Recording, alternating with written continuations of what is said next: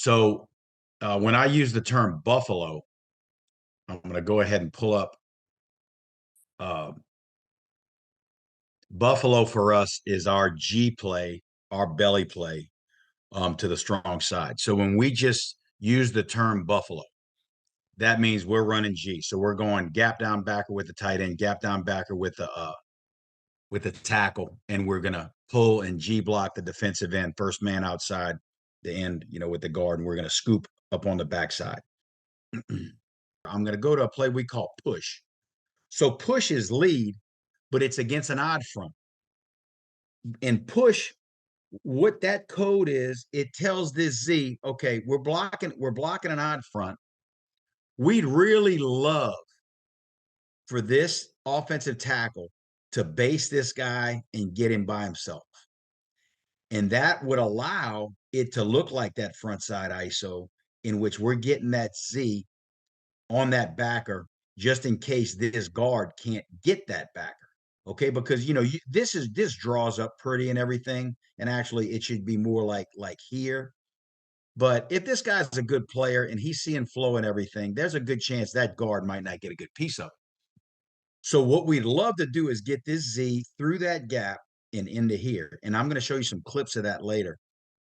The wider this dude is, the better this play is.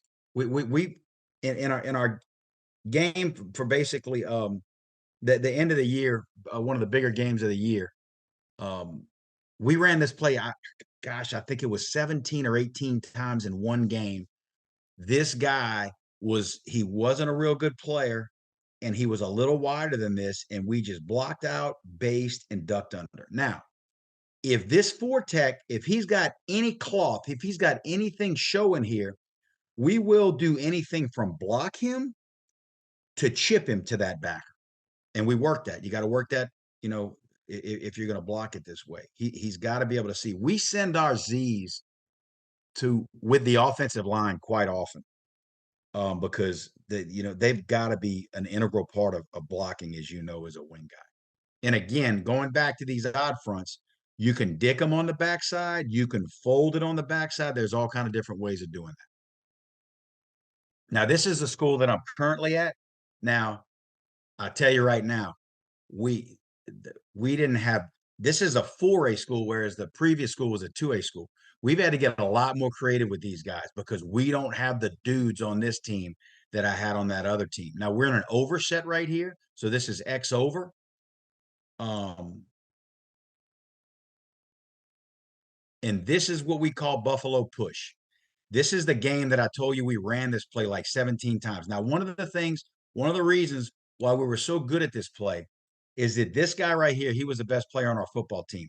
He actually was our split end, and our quarterback really wasn't good enough to get him the ball that often. So we said, to heck with it. Let's put him at Z. Let's get him to him on speed sweep. But the big time great byproduct of him was that he's a blocking machine. And I'm not sure if he throws a great block on this play. I kind of misses a little right there, but he was a vicious blocker. Got to give the tight end credit here. Tight end just really comes off right here and gets a good push on the 9 technique. But these guys, they came out first play of the game. We saw them. They came out with this guy's a pretty wide 9 technique. All right. And he's a 4. And we felt great about this guy. This is a 300-pounder. We felt great about this block and the fact that he's outside with that block and ducking under. And we wore this team out with this play. Again, this would be a no-mo. So typically what I do right here, this would be gold over, no-mo Buffalo push, telling this guy he's not going in motion. And sometimes, guys, I'll just scream at him. I'll give him a signal. Hey, no-mo, no-mo.